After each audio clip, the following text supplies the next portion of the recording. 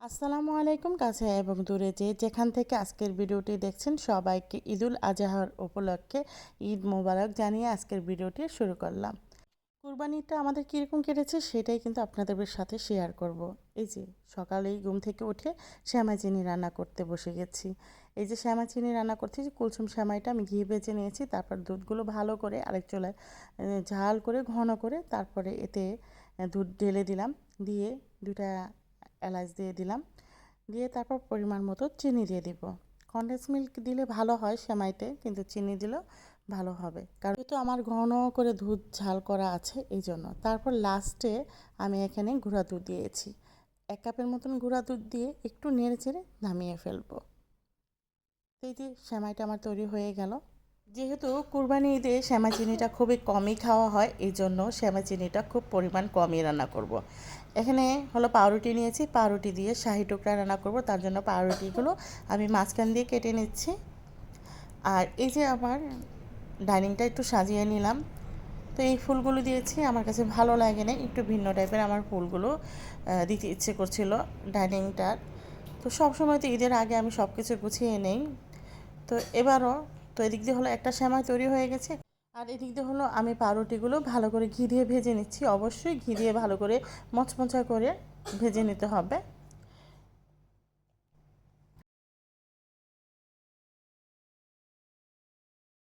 সবগুলো পাউরুটি ভাজা হয়ে গেছে, আর এদিক দিয়ে হলো গুঁড়া দুধ এবং লিকুইড দুধের ভালো করে ঘন করে ঝাল করে নিয়েছি, চিনি দিয়েছি। তারপর হলো এই যে শাহি টুকরাগুলো আমি সার্ভিং ডিশে দিয়ে দিলাম। এখন হলো দুধ ঢেলে দিচ্ছি, তারপর হলো উপর দিয়ে কিশমিশ দিয়ে দিচ্ছি। তো এই যে তৈরি হয়ে গেল শাহি টুকরা, খুবই মজা হয়েছিল। তারপর হলো পাস্তা রান্না করেছি, এর আগের ভিডিওতে আপনাদের সাথে শেয়ার করেছি আমার এই ব্লগে। তো যারা আমার রেগুলার ব্লগ দেখেন তারা তো জানেনই আমি পাস্তা কীভাবে রান্না করি। তো যেহেতু ব্রেক চিজ পাস্তা, এটা এখন হলো চিজ দিয়ে আমি একটু ওভেনে ব্রেক করে নেব, মাত্র 4-5 মিনিট ব্রেক করে নিলেই হবে। একটু দেখার সৌন্দর্যের জন্য উপর দিয়ে একটু সস আমি দিয়ে দিয়েছি। তারপর হলো এই যে আমার শাহি টুকরা শ্যামাই, আজকে হলো 2 পদের শ্যামাই রান্না করেছি। তারপরেও কিন্তু শ্যামাইটা খাওয়া হয়নি, তারপর নিচে সবাইকে খাওয়িয়ে দিয়েছি। এদিক যেহেতু এবারকে ঈদে একদম ঘুম থেকে একটু লেট করে উঠেছি, এই জন্য এই যে দেখেন জামাতও শেষ হয়ে গেছে, ঈদের জামাত। তো সবাই নামাজ পড়ে চলে এসেছে। তারপর হলো আমাদের গরুটা নিয়ে এসেছে।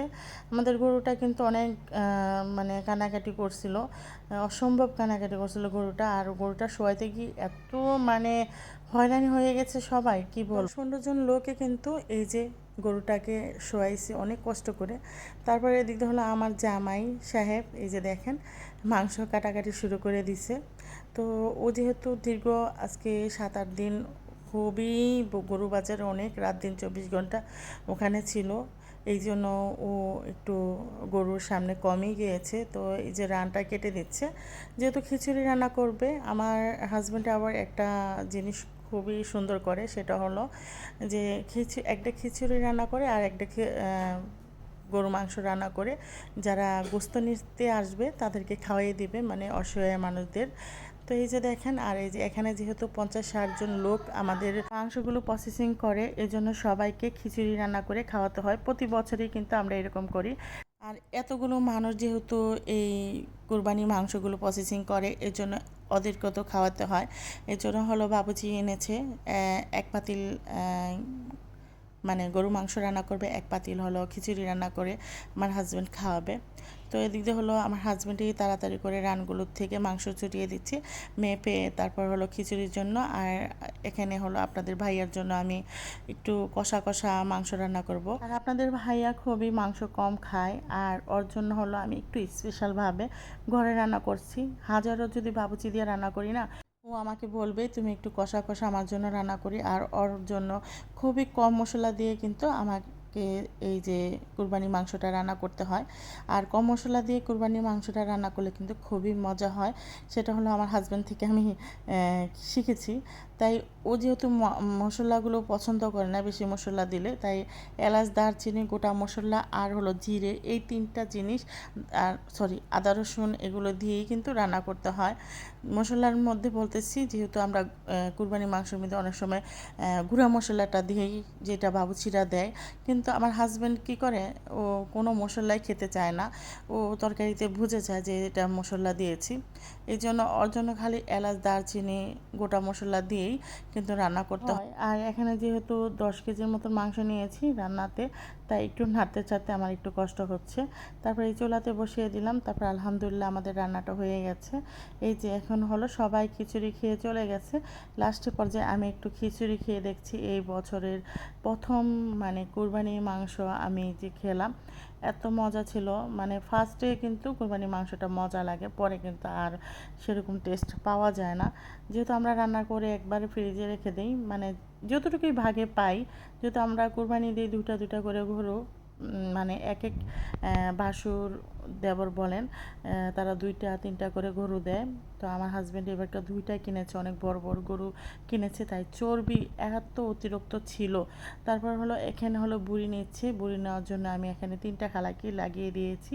তো এদিক দিয়ে হলো এই যে আমার মাংসটা কষা কষা হয়ে গেছে, এদিক দিয়ে হলো আপনাদের ভাইয়া খিচুড়ি রান্না করছে, ওখানে যত মানুষ আছে সেগুলো খাচ্ছে, আমার কাছে খুবই ভালো লাগছে।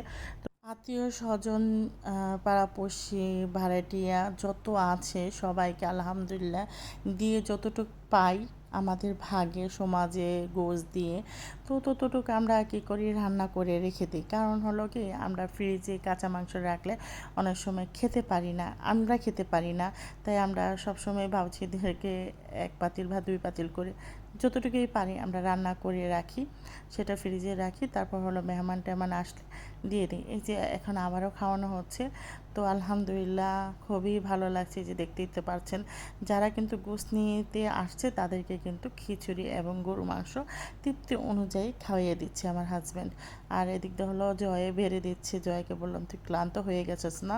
তো আজকের মতন ভিডিওটি এই পর্যন্ত। আল্লাহ হাফেজ সবাই।